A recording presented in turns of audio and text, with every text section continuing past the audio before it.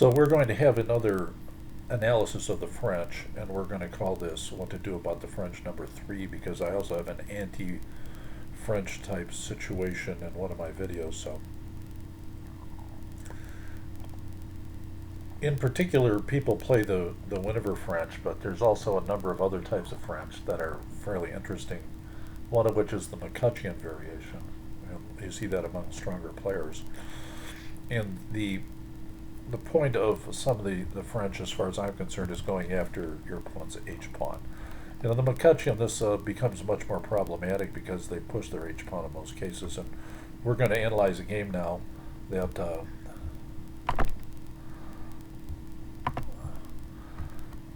let me start the engine. My opponent's rated 2251 in blitz. And this is the McCutcheon variation, where both bishops get pinned. And now the regular response is e5, black pushes. It's interesting, this engine says you should play e takes f6 is equally good as bishop to d2. Bishop to d2 is the old standard. That gets taken, you take back with the pawn. If you take back with the bishop, he just plays knight d4 anyway, and then c5. So now he plays knight d4. Black should have a good game. See, right here it says even game. The sharpest line is to play queen to g4, in my opinion. And I played that a number of times, and then it allows him to displace the queen. And I thought, well, this guy's probably knows all his book, so I'm playing the rating, not the person, which is kind of stupid. Now there's a lot of interesting plays he has against my C and D pawns, and he starts. And I play f4 just to cover the e pawn in particular, because it's a more positional approach to playing this than I'm used to. Also allows him just to play c4 and make my bishop into a disastrous thing. But you know, depending on the order of moves, I can still play for f5 out of this position fairly well. So he plays knight to c6. Now the computer recommends I just take, and now the computer's recommending he plays c4. He plays that move. Now that move seems to force d takes c5, and none of the computer moves are what I play, which is the castle, I believe, because the knight is covering the queen, and the king isn't covering the queen in the castling scenario, so you have to recapture with the knight, and then your d-pawn's not covered anymore. So I don't like capturing here, but I have done it. It leaves you with isolated doubled pawns on an open file. However, there is some compensation, so I try something new. And the computer doesn't really think it's that bad. As you see, I'm only a third of a pawn down.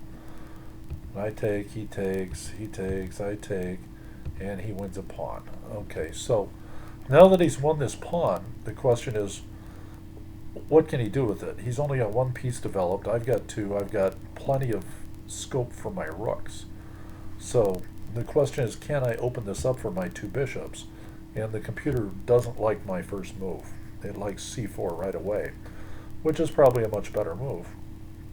But I've decided to put pressure on his b pawn, simply because he's got a bad bishop, and it's going to force him to play b6 anyway. And as soon as he plays b6, it seems to me like I have more options along the white square diagonals that look at his king. So he does play b6, and now instead of c4 he plays c6. He retreats, and this is all theoretical. I don't really know of many games like this. Now it wants me to move knight to b3 and possibly start consolidating things. Instead I go right after the pin. And as you see now, that might not be the best move, because it suggests, you know, he was threatening knight takes e5, so that would win yet another pawn, which I can't really tolerate at this point. His computer suggests knight to d4 and just allowing the doubles, then I trade off my bishop for his bad bishop. So already my idea is not the best. However, he went astray here instead of knight to d4. And as you can see,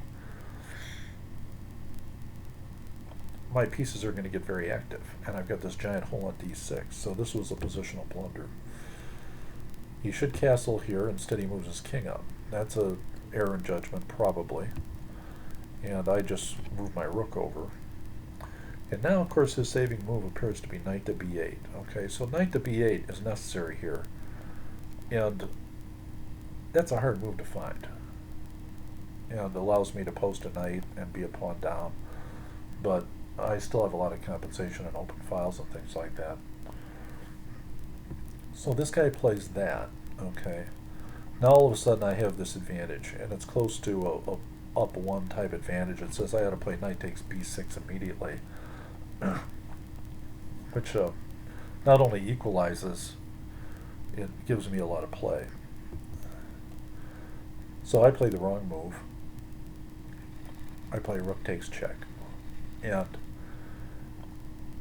I had a stronger move just taken with the knight to begin with. I couldn't resist this for some reason, so now he's going to play king to c7, which is correct. And now this is not as strong as I had said, and now in this particular position my opponent rated 2251 blitz resigned. Now, why did he resign? Now, the question is, why do players resign in these sorts of positions? Was he overcome with disgust? Because he has an even game. If you look at it, for all practical purposes, this is now an even game. Did he think that somehow I was going to pin him and win another piece because my bishop's attacked? I really don't know why he resigned.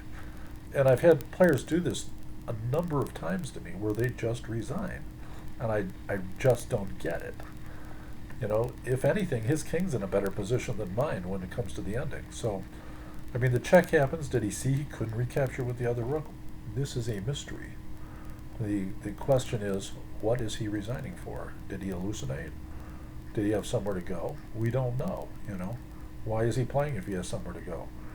Why is he rated 2251 and resigning in an even position? We don't know these things. So the fact is that I showed you this game for a couple reasons. Number one, to show you the McCutcheon French, and to show you generally what I do against it. And number two, to show you that you can have unexpected gifts in life where people just resign for no reason. And it happens all the time. You know, in fact, it probably happens to me once a week where somebody resigns, and then I put it in a machine later because I don't get it. And sure enough, they were fine. So, you know, maybe that's a form of rating intimidation. We'll see in the future. Goodbye for now.